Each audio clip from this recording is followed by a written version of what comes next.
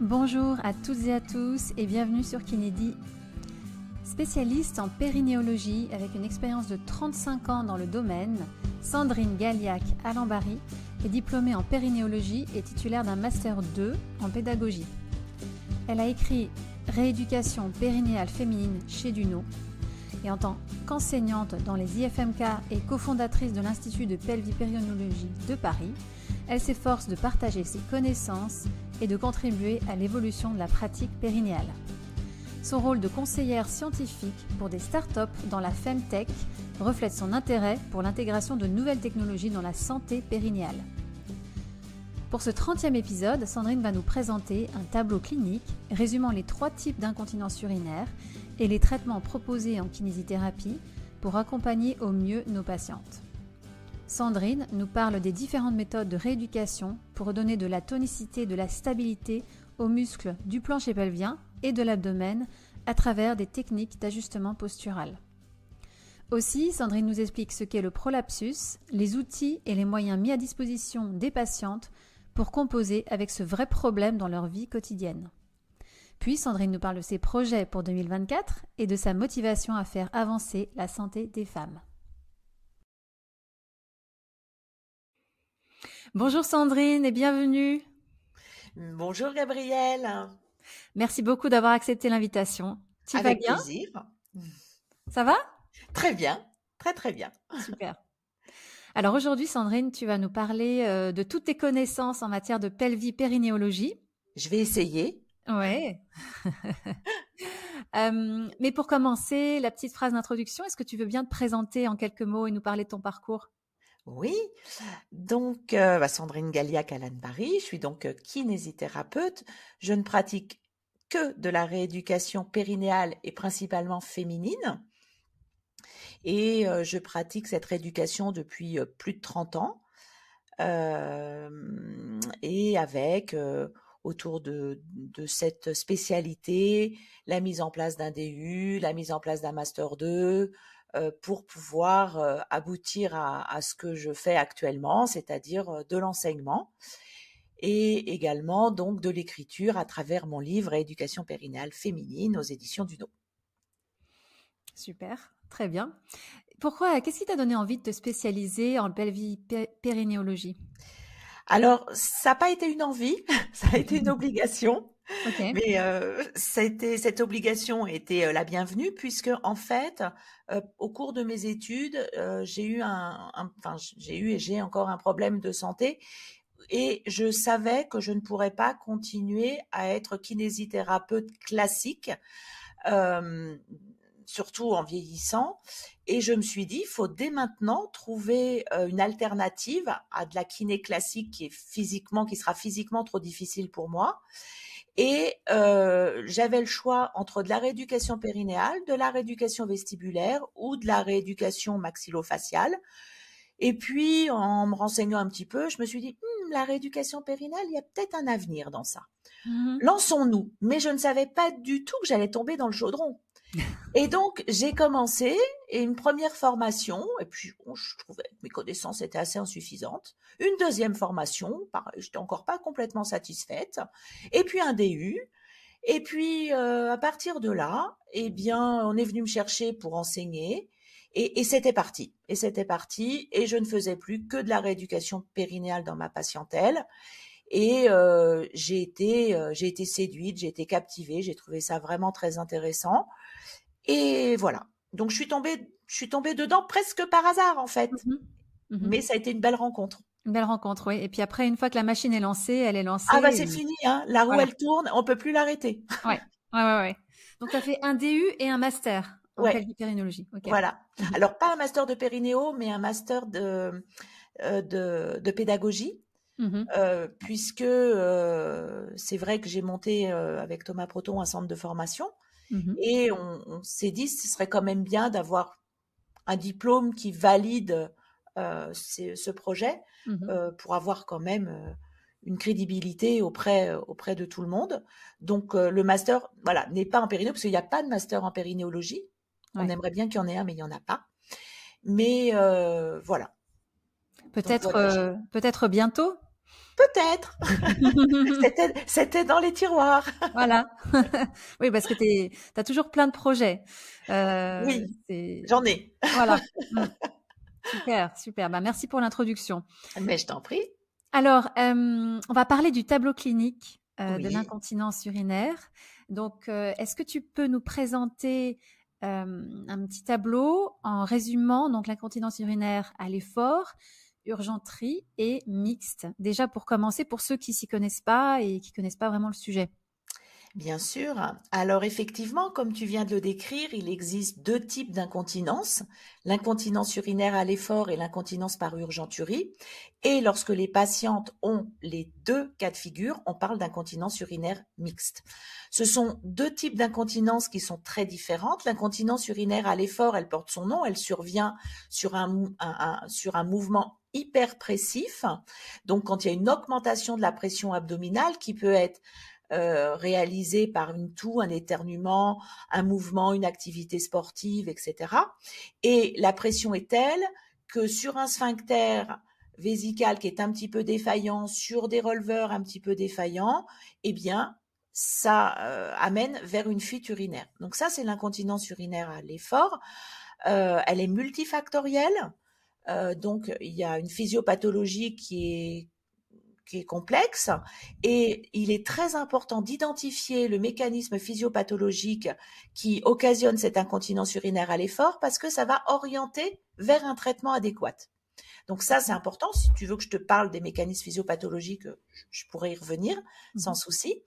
Et quant à l'urgenturie, donc l'urgenturie, c'est une hyperactivité vésicale et on en décrit deux, l'hyperactivité vésicale idiopathique et l'hyperactivité vésicale du détrusor. Donc ça se manifeste par une envie soudaine, irrépressible, impérieuse d'uriner, avec parfois des polyuries associées.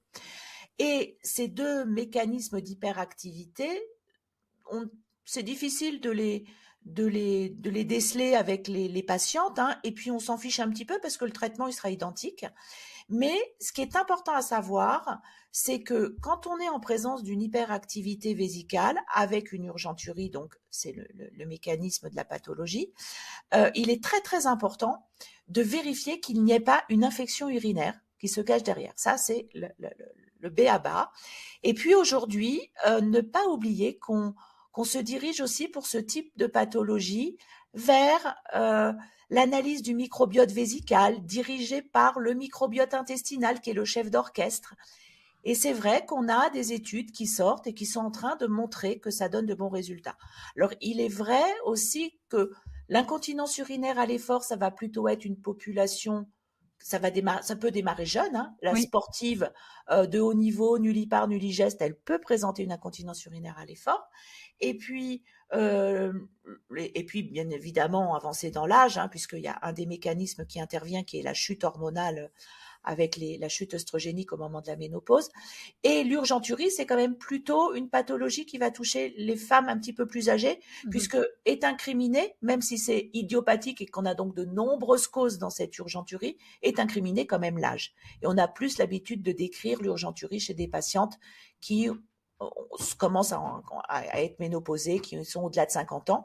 Une urgenturie chez la femme jeune, c'est souvent une infection urinaire à bas bruit, dont elle n'a pas forcément conscience et qui donne juste une polyurie, qui donne pas de brûlure, qui donne pas cette douleur de cystite comme on peut l'avoir. Donc c'est pour ça qu'il faut vraiment faire très très attention. Et puis bien évidemment, quand on présente les deux symptômes, on est dans de l'incontinence urinaire mixte.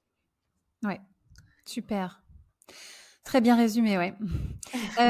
Est-ce que, du coup, quand une patiente se présente avec des symptômes d'urgenturie, est-ce que tu fais systématiquement des tests urinaires, justement, pour vérifier? Alors, nous, on a la possibilité en cabinet de faire ces tests urinaires pour savoir si on est en présence d'une infection avec les bandelettes qu'on achète en pharmacie. Et c'est vrai que systématiquement, dès qu'elles ouvrent la bouche en disant j'ai une urgenturie, enfin, elles vont pas le dire comme ça parce qu'elles connaissent pas le terme, mais qu'elles manifestent les symptômes, tout de suite, c'est hop, tenez, petite bandelette, vous passez aux toilettes et puis on en parle après. Est-ce que c'est fréquent, justement, qu'elles aient des infections urinaires? Oui. Oui, D'accord. c'est quand même fréquent. Surtout, surtout s'en méfier chez la femme jeune. La Hmm. femme âgée, un petit peu moins, bien que il y a des infections à bas bruit chez la femme âgée, qu'elle se traîne pendant des mois, voire des années. Ah Et oui. puis, qu'à le CBU, on retrouve pas forcément. Et puis, on leur donne un antibio et elles reviennent en disant, oh, ça va drôlement mieux. Eh ben, c'est qu'il y avait Hmm. des petites bactéries qui gênaient parce que on sait que le CBU en laboratoire n'arrive pas à déceler toutes les bactéries. Il faudrait faire des laboratoires à l'Institut, enfin, faudrait Hmm. faire des analyses en laboratoire type Institut Pasteur, etc. Donc, on sait de toute façon que l'urine n'est pas stérile et qu'il y a des bactéries. Et parfois, ces bactéries, eh bien, sont pathogènes et elles sont en très faible quantité, mais elles peuvent suffire à enquiquiner un détrusor chez une patiente et à donner ses symptômes.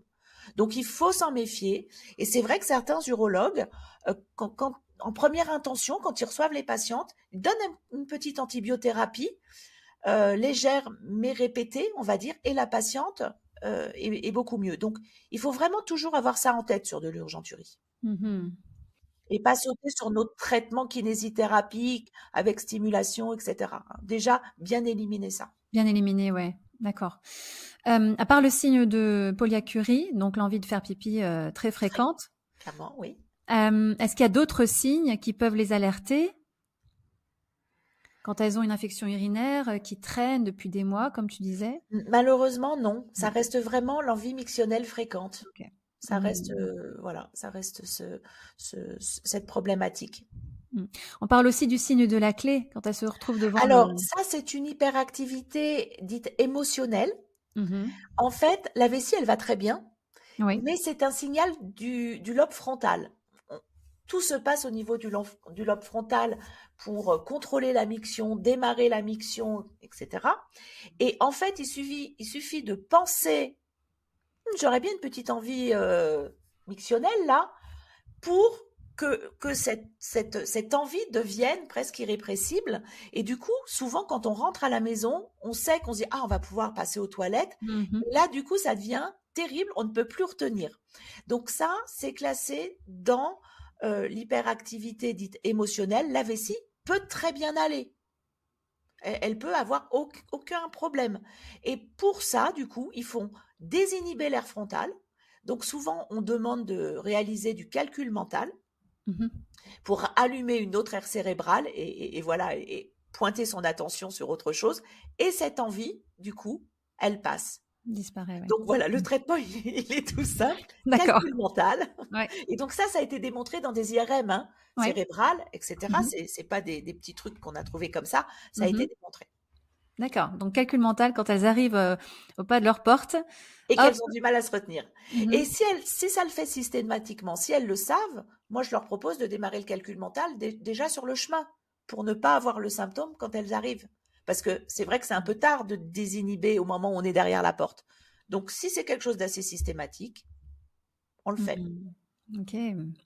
Ça peut être dû au stress, ça. Il y a un aspect psychologique. Alors Tu bien parlais du lobe évidemment, la frontal. vessie, c'est le miroir de l'âme.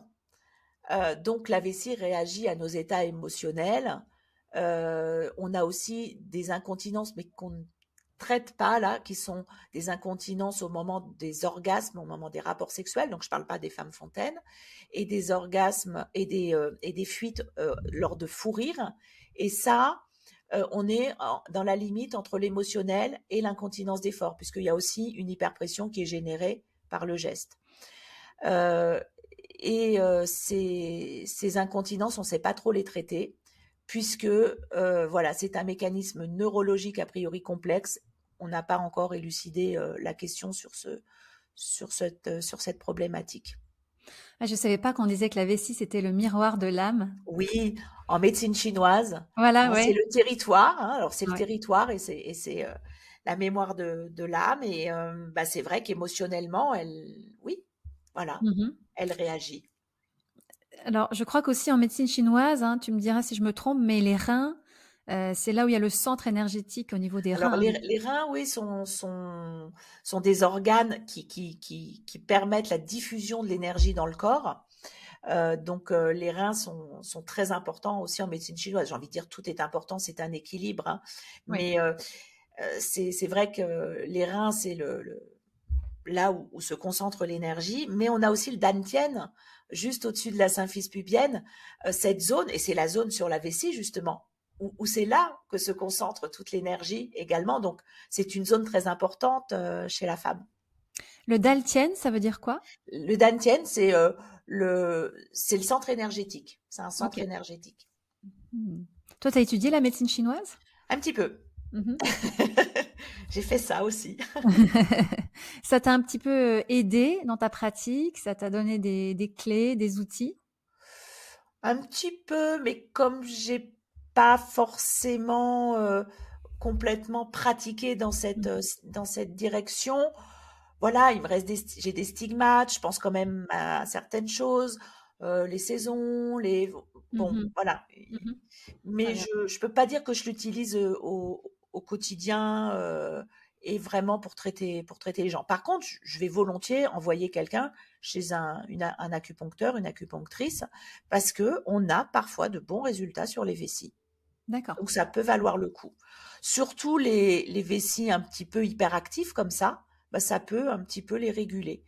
Donc pourquoi pas? Ça peut être intéressant. Ouais. De tout à l'heure, donc on parlait du tableau clinique, on va y revenir un petit peu. Oui. L'incontinence urinaire à l'effort, donc tu parlais des sujets jeunes. C'est quoi les facteurs de risque s'il y en a? C'est des jeunes sportifs qui font énormément de sport? Dans les études, effectivement, on se rend compte qu'on a une population de sportifs de haut niveau qui ont des fuites urinaires à l'effort, et une population lambda, ça correspond à 10% pour la même classe d'âge, alors que chez elle, ça va correspondre à 30%. Donc on est quand même sur un pourcentage qui est nettement augmenté. Et en fait, c'est vrai que pendant des années, on a pensé que c'était une incompétence du périnée. Aujourd'hui, on sait que c'est pas du tout le cas. C'est un autre mécanisme physiopathologique qui rentre en ligne de compte pour ces patientes-là. C'est l'ajustement postural anticipateur. C'est une perte du contrôle moteur. C'est pas une perte complète, bien évidemment, puisqu'elles sont sportives de haut niveau, mais en fait, c'est un déséquilibre de travail entre les groupes musculaires, les muscles profonds et les muscles superficiels, qui fait qu'elles vont vers ce problème de fuite urinaire. Parce qu'on ne comprenait pas, ces patientes, elles sont nullipares, nulligestes. Pourquoi auraient-elles des fuites urinaires? Alors, effectivement, on était là, verrouillage du périnée, mais non. C'est pas ça la problématique. Et puis, quand on fait 10 saltos à la suite, on peut pas verrouiller son périnée 10 fois de suite, très vite et très rapidement. Enfin, très vite et très fort, pardon. Et du coup, voilà, grâce à Hodges, on a pu mettre en évidence qu'il y avait aussi une part du contrôle moteur qui jouait sur ces facteurs de risque de l'incontinence urinaire d'effort. Donc, c'est chez la femme jeune où il n'y a pas d'explication, on va effectivement plutôt s'orienter vers cette perte de l'ajustement postural. Après, il y a d'autres mécanismes chez la femme un petit peu plus âgée. Dès qu'une patiente a eu un enfant, par exemple, on peut retrouver une hypermobilité urétrale qui peut être à l'origine d'incontinence urinaire. Et puis, avec le vieillissement, on va avoir de l'insuffisance sphinctérienne parce que on sait que la pression de clôture du sphincter, c'est 110 moins l'âge. Donc, on comprend bien que tous les ans, on perd un point de force sur notre sphincter et que forcément, arrivé à 80 ans, on va plus avoir les mêmes capacités à verrouiller notre sphincter que quand on en a 20. Et bien sûr aussi, va entrer en ligne de compte la ménopause. La chute œstrogénique fait qu'il va y avoir une moins bonne imprégnation au niveau des tissus, la vascularisation, etc. La trophicité va être moins bonne et ça peut aussi être à l'origine de fuite urinaire à l'effort. Et bien évidemment, tous ces facteurs vont s'imbriquer et on peut avoir des causes multiples chez une patiente qui va présenter une incontinence urinaire à l'effort. Mais effectivement, on n'a pas besoin d'avoir eu un enfant, on n'a pas besoin d'avoir accouché pour parfois présenter une incontinence urinaire à l'effort. Ok. En l'occurrence, donc le traitement kiné, qu'est-ce que ça peut être? Alors, le traitement kiné, c'est la kinésithérapie analytique, déjà qui va reposer sur l'électrostimulation, le biofeedback, la rééducation manuelle. Donc, on va mettre ça, bien évidemment, en place. de manière équilibrée, avec un protocole évolutif, etc., par rapport à combien je mets de travail manuel, combien je mets d'électrostimulation, combien je mets de biofeedback. Mais ces techniques sont primordiales. Il faut absolument toutes les utiliser. Et puis après, on s'orientera vers quelque chose de plus global pour insérer, pour mettre en pratique le travail respiratoire, le travail des abdominaux, et il va falloir que ça devienne quelque chose non plus de volontaire, mais d'automatique, pour que justement on pérennise les résultats qu'on aura eus de manière analytique. Alors, bon, on a de très bons résultats en rééducation, mais parfois des échecs aussi. Et il faut accepter que parfois ce ne soit pas de l'ordre de la rééducation, mais ce sera de l'ordre de la chirurgie, avec peut-être une pose de bandelette pour terminer. Donc, c'est pour ça qu'il va être aussi très, très important de bien valider le mécanisme physiopathologique au départ pour pas laisser la patiente traîner 50 séances en disant on va y arriver, on va y arriver. Non, peut-être que ce n'est pas de notre domaine. À 15-20 séances, si on n'a aucun résultat, peut-être qu'il faut rediriger. Quand tu parles de chirurgie, est-ce que tu peux expliquer un petit peu ce que c'est que les bandelettes? Donc les bandelettes, le chirurgien va mettre une bandelette sous l'urètre pour suppléer en fait à notre hamac des releveurs, pour éviter que l'urètre soit hypermobile et aussi pour mieux contenir le sphincter. Donc il y a deux techniques, il y a la technique du TVT, transvaginal tape, qui passe juste au-dessus de la symphyse pubienne, et il y a une autre technique qui est le transobturateur tape, qui passe au niveau des trous obturateurs. Donc ça, c'est le chirurgien qui décide quelle technique il va utiliser. Aujourd'hui, le TOT, le transobturateur tape, est plutôt un petit peu délaissé. Et moi, je recommande à mes patientes de voir plusieurs chirurgiens pour avoir plusieurs avis et plusieurs voies d'abord, et qu'elles choisissent en fonction de leur ressenti. Parce que on peut pas dire que ça c'est mieux qu'autre chose. Il y a toujours des avantages, des inconvénients dans toute technique. Et qu'il est vrai aussi, il faut pas se précipiter non plus sur de la chirurgie. Parce que la chirurgie, oui, on a 80% de bons résultats, mais quand on tombe dans les 20% d'échecs, on peut être bien ennuyé. Donc, c'est quelque chose qui doit se faire le plus tardivement possible après avoir essayé tout ce qui était possible de manière non invasive. Et bien sûr, être entre les mains de quelqu'un qui a l'habitude, qui en fait. Pas celui qui fait 150 cas annuels, mais plutôt celui qui fait 1500 cas annuels. Ça, c'est important. Oui. Ouais. Donc, il y a quand même des bons résultats. Et, oui. Et s'il y a une chirurgie, donc s'il y a une jeune patiente, jeune de 20 à 25 ans, qui a tout essayé, qui se fait opérer, est-ce que ça peut poser des problèmes après pour une future grossesse, ou il faut remettre une bandelette ou...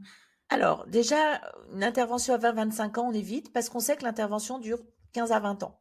Donc, on sait qu'au bout d'un moment, de toute façon, ça va lâcher. D'accord. Et effectivement, tant que la patiente n'a pas été jusqu'à son désir de grossesse, on essaye de retarder le plus possible parce que effectivement, ça peut abîmer la chirurgie.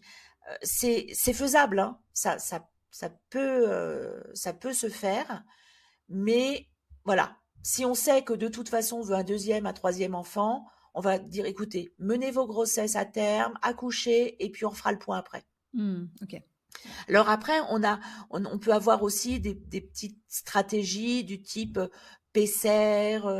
Là, il y a un Pacer de chez Bivea qui est sorti pour l'incontinence urinaire à l'effort.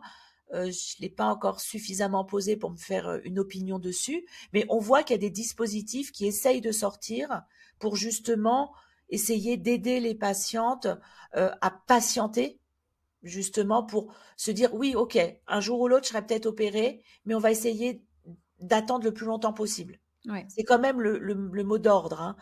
Et c'est vrai qu'à 20-25 ans, quand on est jeune, malgré tout, les releveurs arrivent un petit peu à compenser ce déficit. C'est au fur et à mesure, en vieillissant, que en fait, on a du mal à compenser ce déficit. Donc, généralement, on arrive à faire l'équilibre et la balance tant qu'elles sont jeunes. Et c'est vrai qu'on en reparle. On essaye que ça n'arrive pas avant la ménopause, j'ai envie de dire. C'est le bon timing, quoi. Donc c'est vrai que ça peut être long quand on a des soucis d'incontinence, mais ça veut dire aussi que on leur explique qu'il y a toute une éducation thérapeutique, toute une prise en charge qui va être importante de mettre en place pour que justement elles puissent avoir un confort de vie sans fuite urinaire. Et entre autres, par exemple, ces conseils, ça va être pas de constipation. Oui. Hein, et ou alors, enfin, il y a pas, c'est pas de constipation, mais aussi avoir la bonne posture pour aller à la selle, pas de surpoids. Voilà, on évite le port de charge lourde. Alors par contre, on peut continuer ses activités sportives. Hein. Avant, il y a 30 ans, on disait, oh, arrêtez le jogging, oh là là, mon Dieu. Aujourd'hui, non. Parce qu'on sait qu'avec le jogging, il faut juste aller voir cet ajustement postural anticipateur et on va améliorer la patiente. Donc aujourd'hui, on leur dit, continuez vos activités sportives. Effectivement, de l'haltérophilie, c'est peut-être pas forcément le meilleur des sports. Mais si vous avez envie de continuer de courir, de faire des marathons, allez-y. Nous, on va s'adapter à vos activités sportives. Mais par contre, c'est vrai que, voilà, attention à la prise de poids, attention à la constipation. Il va falloir... travailler sur cette éducation thérapeutique. Et puis, il va falloir entraîner les releveurs de manière régulière parce que forcément, il suffit qu'il y ait un petit peu moins de compétences et toc, ça rebascule un petit peu. Et ces femmes-là, elles le savent, hein, elles sentent quand ils disent « Ah, j'ai de nouveau un petit peu de fuite. » Hop, je rebooste un peu, je refais mes exercices à la maison, quelques exercices de Kegel et ça repart. Ouais. Donc, il faut aussi être coach avec elles. Oui, et tu parlais de constipation, de bonne posture, ça c'est valable pour tout le monde. Hein. Pour tout le monde. C'est super important. C'est des choses qu'on nous apprend pas à l'école, mais vraiment, malheureusement, on devrait. Ouais. Alors on va revenir un petit peu sur le tableau clinique. Cette fois, on va parler du traitement kiné. En quoi est-ce qu'il varie selon une rééducation pour une incontinence urinaire, donc effort, urgenturie et mixte? En quoi ça varie? Alors, pour l'incontinence urinaire d'effort, tu as vu que c'était multifactoriel et que en fait, on va passer par un travail sur les releveurs pour essayer de suppléer ce qu'on aura trouvé dans le bilan en tant que mécanisme. Et pour l'urgenturie, étant donné que ça n'a rien à voir avec le périnée, il peut être faible aussi, hein, il peut être moins compétent que d'autres personnes, mais c'est un problème de détrusor, c'est un problème de vessie.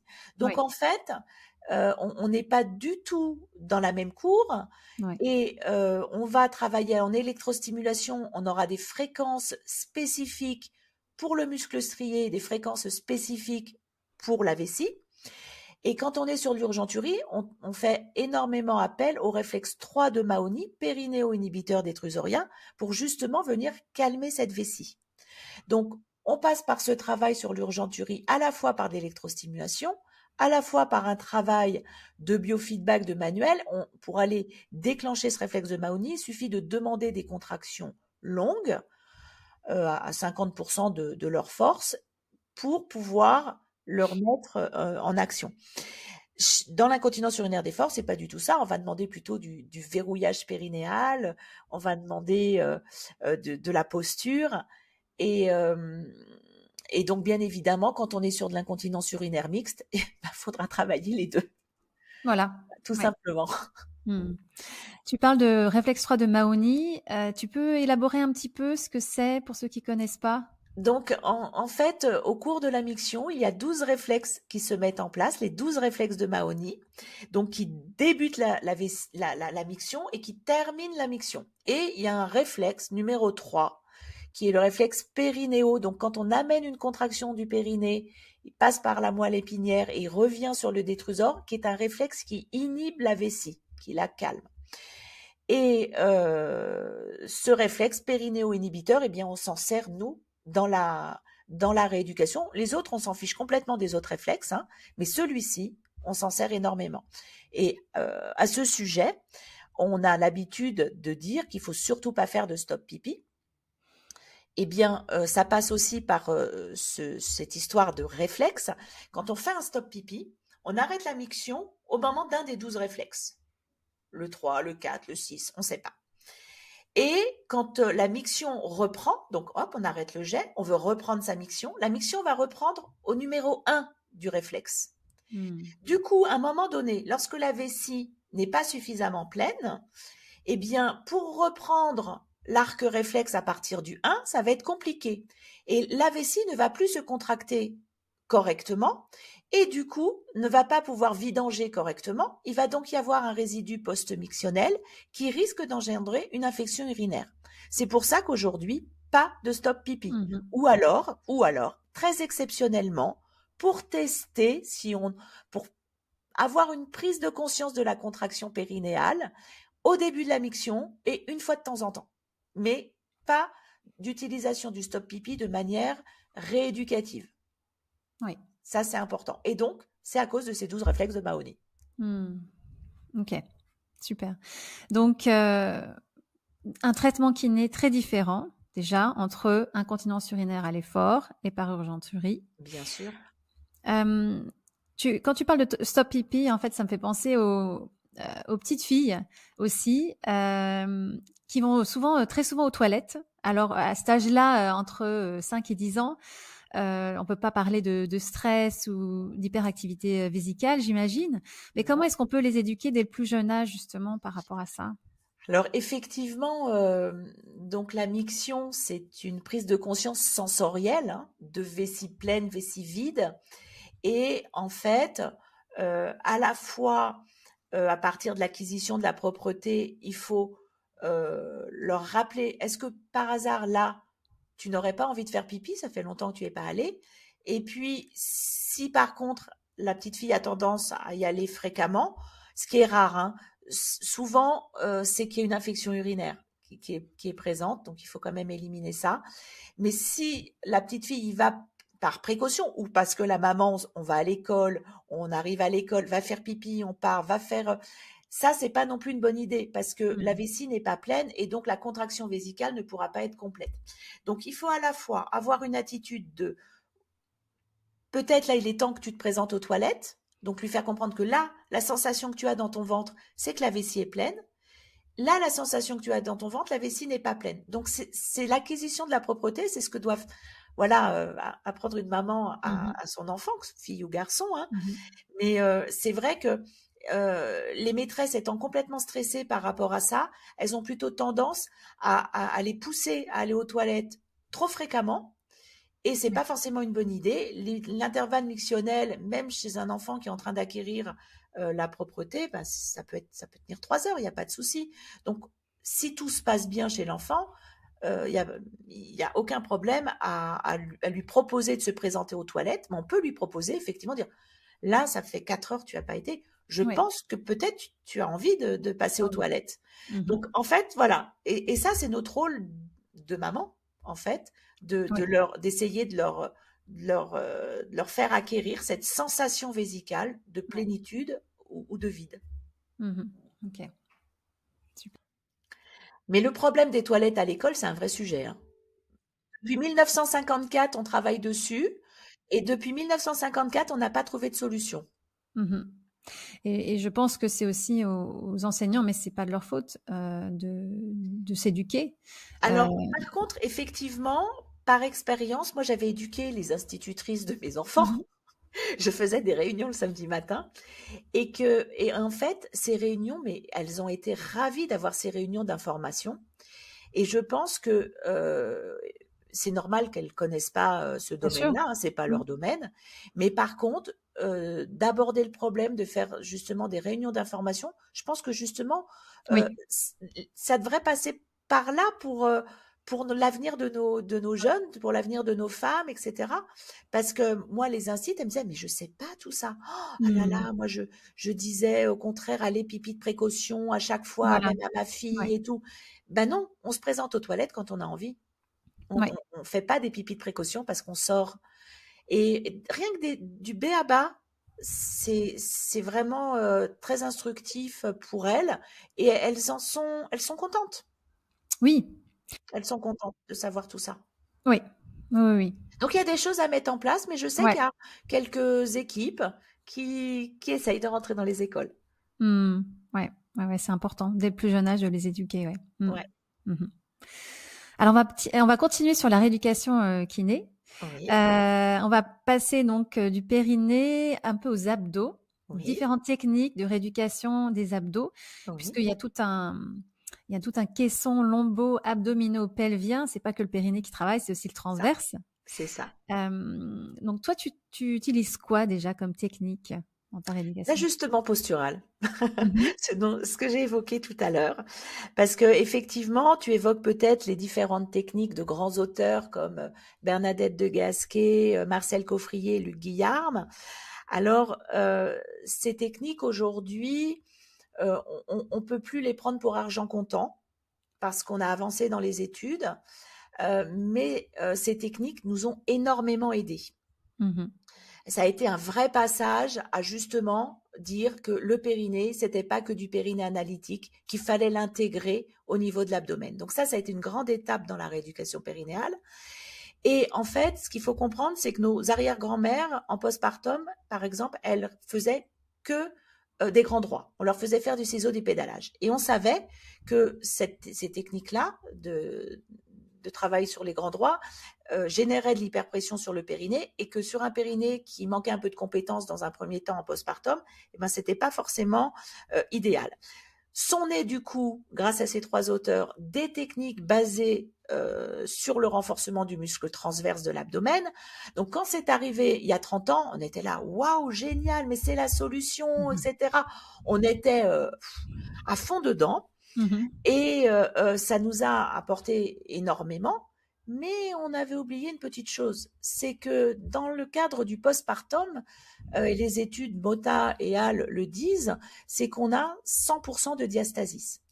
Et que le transverse de l'abdomen se rattachant sur la ligne blanche, quand on travaille le transverse de l'abdomen de manière intense, hein, pas physiologiquement, quand on a le droit de respirer quand même, mais de Mhm. manière intense, comme dans ces techniques, peut-être moins dans la technique de Luc Guillaume, parce qu'elle est vraiment basée que sur le souffle, eh bien, quand on travaille de manière intense le transverse de l'abdomen, ça peut tirer sur cette ligne blanche et aggraver le diastasis. Donc, en fait, d'un coup, il y a eu cette prise de conscience en disant, mais en fait, c'est peut-être pas aussi super qu'on le pensait. Et il faut peut-être aller voir un peu plus loin. Et donc, c'est pour ça qu'on est tombé sur les travaux de Hodges, sur les travaux de Diane Lee, hein, qui est vraiment la spécialiste du diastasis. Et aujourd'hui, on dit attention, transverse de l'abdomen de manière analytique, pas dans le cadre d'un postpartum, peut-être sur une sportive de haut niveau nullipare nulligeste, pourquoi pas, mais postpartum, contre-indication. Donc aujourd'hui, on en revient un petit peu, mais grâce à ces techniques, on a quand même beaucoup avancé. Donc aujourd'hui, il faut savoir faire la part des choses. Et puis surtout, moi j'ai envie de dire, il faut savoir utiliser la technique de manière correcte. Parce que ce que je Mhm. vois, et ça me rend folle, et moi je serais les auteurs, je serais très très en colère, c'est que les kinés font un melting pot de toutes les techniques. Et en fait, ils disent, je fais du coffrier, je fais du gasquet. Ils font pas du tout ça. Ils font leur petit amalgame, leur petite cuisine, et c'est pas du tout la technique que l'auteur a proposée. Donc ça, c'est déjà dommage. Et même si effectivement aujourd'hui ces techniques ont besoin d'être adaptées parce qu'on sait qu'elles ne sont pas tout à fait justes, il y a eu des remaniements grâce aux études qui ont été réalisées. Eh bien, il faut le dire. Voilà, c'est une adaptation, mais il faut pas dire je fais du coffrier, je fais du Bernadette de Gasquet. C'est pour Oui, les auteurs, je trouve que c'est pas très cool. c'est pas cool, ouais. Mhm. Ok. Donc effectivement, ça a eu son heure de gloire. Je Mhm. pense que ça l'est un petit peu moins, puisque aujourd'hui, on est vraiment sur les techniques d'ajustement postural, avec tout ce que nous a appris Hodges et Stafford, plus tout le travail de Diane Lee par rapport au diastasis. Donc aujourd'hui, on se dirige vers un travail global. On travaille le transverse et les grands droits. Voilà. Oh tiens, c'est bizarre, ça ressemblerait pas à du Pilates, ça? Bizarre, bizarre. Ouais, ouais. Bon, voilà. Donc, c'est vrai qu'aujourd'hui, on sait qu'on va vers une globalité. Et il est primordial de réintégrer le périnée dans cette globalité. Si on ne Mhm. réintègre pas le périnée dans cette globalité, notre travail analytique ne sera pas pérenne. Et ça, je l'ai vécu, puisqu'il y a 30 ans, on faisait que de l'analytique. Oui. Et on se disait, on comprend pas, on voit les gens tous les ans, etc. Ben, maintenant, on sait pourquoi. Et maintenant, on les Mhm. revoit plus tous les ans. Mhm. Parce Oui, qu'on a réintégré le périnée dans la globalité. oui. Donc, tu parlais de diastasis tout à l'heure. Oui. Comment est-ce qu'on peut éviter ça donc en postpartum tout en renforçant le transverse? J'ai envie de dire, on peut pas l'éviter, c'est la nature. Alors, je dis pas éviter pendant la grossesse, Oui. mais voilà, tu as compris, hein. Comment on peut y pallier après? Alors, Ouais. justement, avec un travail physiologique du transverse associé au travail des grands droits, car ça sera les muscles grands droits qui vont resserrer le diastasis. Et donc, il faut travailler ces grands droits, mais protégés par le transverse. Et quand on travaille l'ensemble de cette musculature, c'est absolument pas délétère sur le périnée. Mais il faut savoir le travailler et de manière physiologique, pas de manière drastique. Hein. On fait pas des choses très intensives. Oui. Hein. On y va progressivement. Des choses très simples, hein, comme des petits ponts, se mettre sur un pied. On demande une stabilisation du bassin. On demande de se grandir, de s'auto-grandir, et ça suffit à faire travailler notre transverse et nos grands droits. Petit à petit, on y associe des gestes membres sup, membres inf, des déséquilibres, et petit à petit, on progresse dans la récupération de cet abdomen et donc du diastasis. Alors après, quand on a un diastasis qui est énorme, au-delà de 4 cm et très profond, c'est chirurgical. Hein. S'il y a une gêne, bien évidemment, ou une hernie, ça va être chirurgical. Mais c'est vrai qu'à 1-2 cm, on peut travailler dans ce sens pour tenter de le récupérer. Mais ça va être propre aussi à chaque patiente. La qualité de la relaxine, du collagène. Voilà, il y a des gens qui vont avoir des vergetures sur la peau, d'autres pas du tout pendant leur grossesse. Eh bien, il y en a qui vont avoir des diastasis terrifiants et d'autres qui se seront pris 20 kilos qui n'auront pas de diastasis. Oui, c'est au cas par cas. Voilà, cas par cas, mais on peut tenter de faire quelque chose. Oui, ça me fait beaucoup penser au Pilates. Tu écris, ouais. Tu l'utilises, toi, dans tes séances? J'utilise du Pilates sur le savoir, en fait. Ouais. Puisque c'est de l'ajustement postural anticipateur, en fait. Alors, je vais dire, oui, je suis pas Matwork 1 ou Matwork 2, mais en fait, les postures que j'utilise, le travail d'équilibre, le travail de gainage, en fait, je m'en rapproche. Oui. Est-ce qu'on peut maintenant parler du prolapsus? Oui. Alors, le prolapsus, donc, c'est la deuxième grande pathologie que peut présenter la femme. Donc, c'est un trouble de la statique pelvienne. On appelle, plus vulgairement, on parle de descente d'organes, hein, pour le prolapsus. Et donc, les principaux organes qui peuvent descendre, c'est la vessie, l'utérus et le rectum. Donc, ces organes vont pousser la paroi vaginale soit antérieure, soit postérieure, en fonction de la localisation des viscères, pour pointer leur nez jusqu'à l'extérieur du vagin et donner du coup un prolapsus de stade 2, voire 3 quand c'est complètement extériorisé. Et les symptômes de ce prolapsus, alors quand on est sur un stade 1, c'est-à-dire quand le viscère descend et reste dans le vagin, il n'y a pas trop de symptômes. Par contre, les symptômes commencent à se faire connaître et à déranger la patiente quand on est sur du stade 2, stade 3. Et en fait, les plaintes vont être de type, j'ai une pesanteur dans le bas du ventre, je sens une boule à l'orifice de mon vagin, j'ai des douleurs dans le dos, surtout le soir quand je rentre après ma journée de travail, je suis restée beaucoup debout, etc. J'ai des difficultés à uriner, j'ai des difficultés à aller à la selle. Pendant les rapports, je sens qu'il y a quelque chose qui gêne. Voilà, donc ça reste des symptômes de ce type-là qui peuvent être très, très gênants, très invalidants. C'est un vrai handicap. Hein. Oui. Et ça touche beaucoup de femmes. Et ça touche beaucoup de femmes. Les dernières études de l'HAS de 2021 disent qu'on touche entre 30 et 50% de femmes à partir de 50 ans, donc ce qui est quand même très important.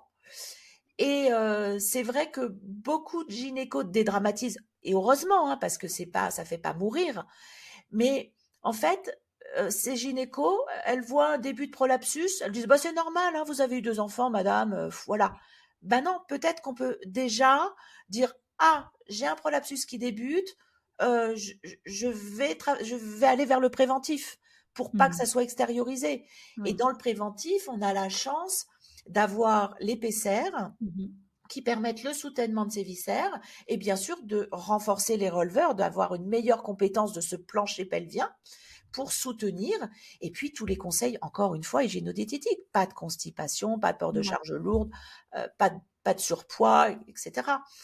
Donc là, la rééducation, elle va être techniquement, bien sûr, basé sur la réhabilitation, la compétence des releveurs, mais aussi sur tout cet équilibre hygiéno-diététique et d'éducation thérapeutique. Et aujourd'hui, on voit aussi fleurir des culottes pour soutenir les prolapsus. On voit. Alors là, je peux pas trop en parler parce que j'ai pas assez de retour. Je suis en train un peu de tester, de voir ce que les femmes en pensent. Bon, ça fait très harnais, c'est pas forcément très glamour, donc c'est un peu compliqué. Mais c'est vrai que moi, j'ai des patientes qui le vivent tellement mal, qui ont des symptômes tels que c'est tellement invalidant qu'elles sont prêtes à tout. Et parfois, ça vaut le coup de le proposer. Est-ce que le risque est moindre si elles ont déjà fait de la rééducation du périnée après leur grossesse ou pas?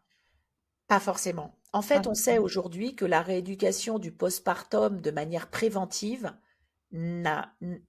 il n'y a pas eu de diminution de gens qui présentaient de l'incontinence comme du prolapsus. Donc aujourd'hui, on est en train de dire que la rééducation périnéale, périnéale systématique, n'est pas forcément judicieux.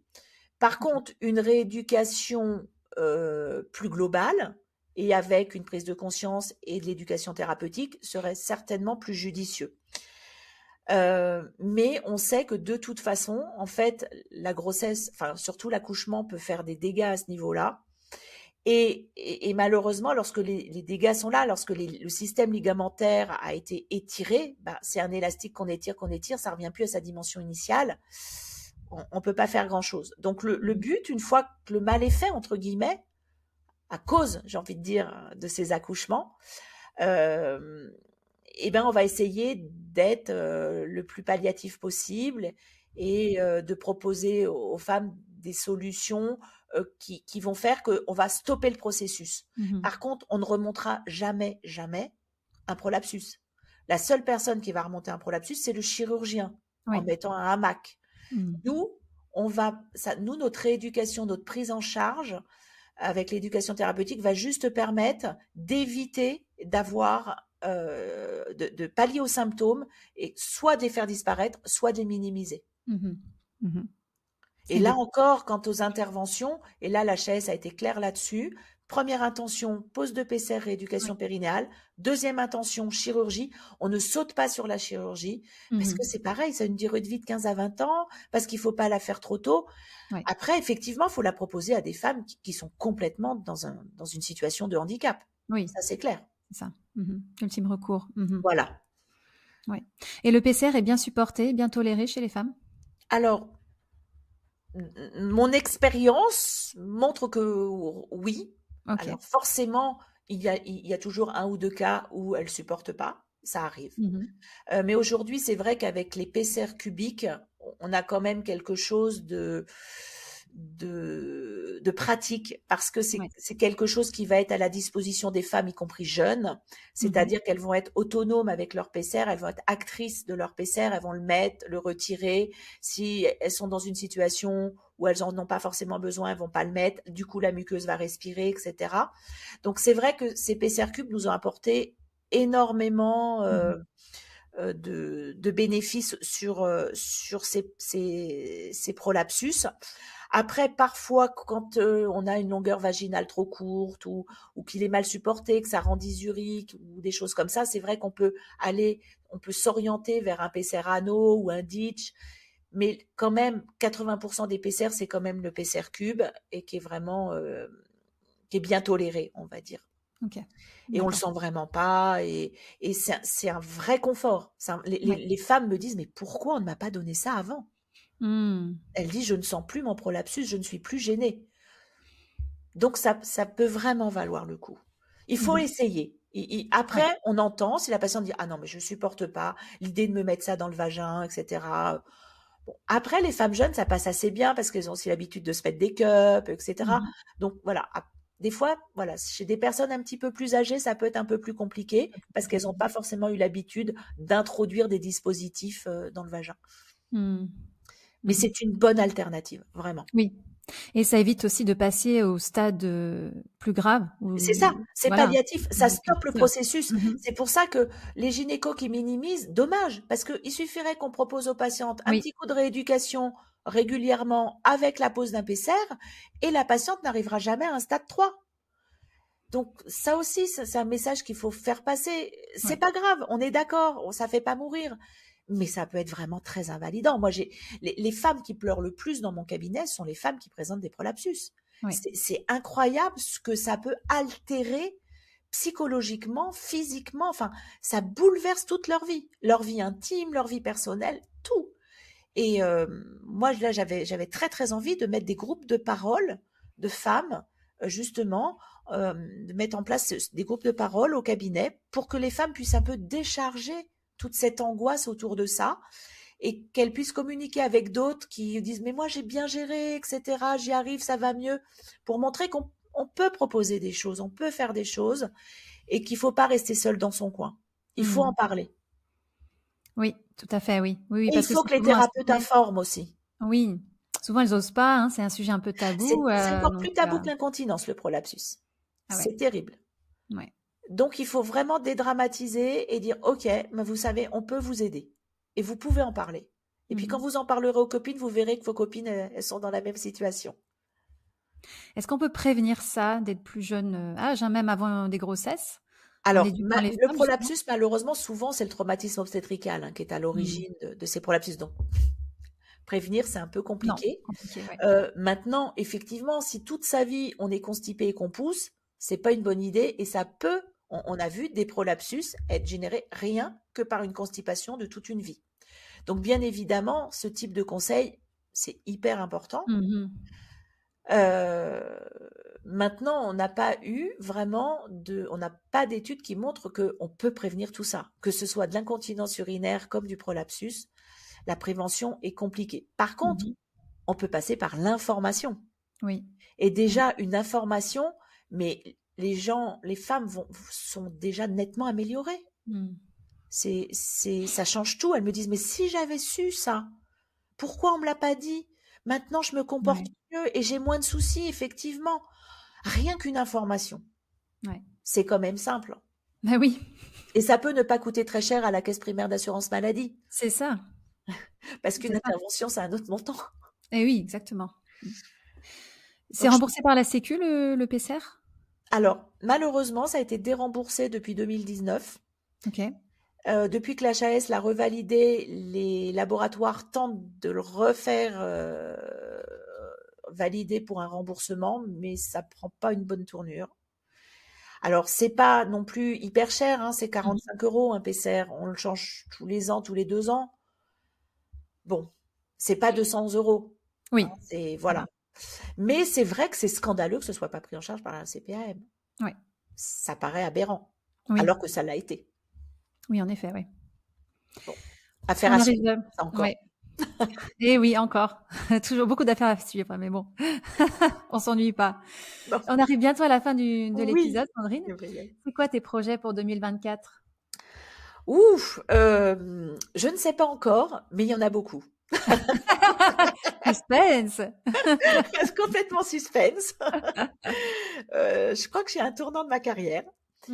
Et je suis en train de prendre de nouvelles directions et des directions qui vont avec l'air du temps, les startups, voilà, je commence à faire du consulting, voilà, les podcasts, justement de l'information. Je pense que je suis passée à une étape là où maintenant mon sacerdoce, c'est allez, on se bagarre pour la santé féminine dans le domaine de la périnéologie. Il y a des choses à faire. Avec le docteur Bader, on discutait la dernière fois. Si on pouvait constituer un groupe féminin pour l'incontinence et pour les troubles de la statique pelvienne, comme se sont constitués des groupes sur l'endométriose, on ferait énormément avancer les choses. Donc, je lance une bouteille à la mer. Qui a envie de constituer une association comme ça, dynamique, etc., pour un petit peu stimuler notre gouvernement et dire c'est un vrai problème de santé publique, c'est un handicap pour les femmes, ça peut générer des arrêts maladie, justement, aussi, comme l'endométriose. Donc, il ne faut pas laisser ça de côté. Et donc, là, voilà, 2024, je prends une nouvelle bataille. Je vais rassembler. C'est le mot d'ordre. Voilà, rassemblement. Voilà, faut rassembler, informer, avancer avec les moyens techniques qu'on a aujourd'hui. On a des moyens fabuleux. Et je pense qu'il faut les utiliser. Et c'est vrai que c'est des remises en cause permanentes, mais c'est tellement intéressant de se remettre en cause que voilà. Donc Oui. voilà, il y aura peut-être des orientations de ce style-là. Ok, bon, on va continuer à te Et puis suivre. voilà, à suivre parce que vous allez À suivre. entendre parler de moi sur d'autres réseaux. On a hâte. Mais oui, c'est vrai ce que tu dis, hein. C'est important d'éduquer, d'informer, comme tu disais. Oui, oui. Super important, justement. Ouais. Donc, ouais, Et je pense qu'aujourd'hui, on en a les intéressant. moyens. Alors, il faut Oui, les utiliser, ces moyens. oui, oui, Voilà. oui, tout à fait. Donc, utilisons notre compétence Mhm. et puis avançons. Sur ces belles paroles, Sandrine, je te remercie infiniment. Merci, Gabrielle, pour avoir pu communiquer sur ce sujet qui m'est cher. Et oui, avec passion et beaucoup de pédagogie aussi. Donc, bravo, bravo à toi. Et puis, Merci. plein de bonnes choses pour 2024. Merci beaucoup. À bientôt. À bientôt. Si cet épisode vous a plu, vous pouvez vous abonner sur Apple Podcast, laisser un avis et n'hésitez pas à le partager sur les réseaux sociaux. Si vous êtes kiné et que vous souhaitez participer à ce podcast pour partager votre expérience, écrivez-moi à kinégabrielle@gmail.com. Si vous souhaitez suivre notre invité sur les réseaux sociaux, vous pouvez cliquer sur les liens en bas de la page de l'épisode. Enfin, n'hésitez pas à suivre le podcast sur Instagram à kinédi_podcast.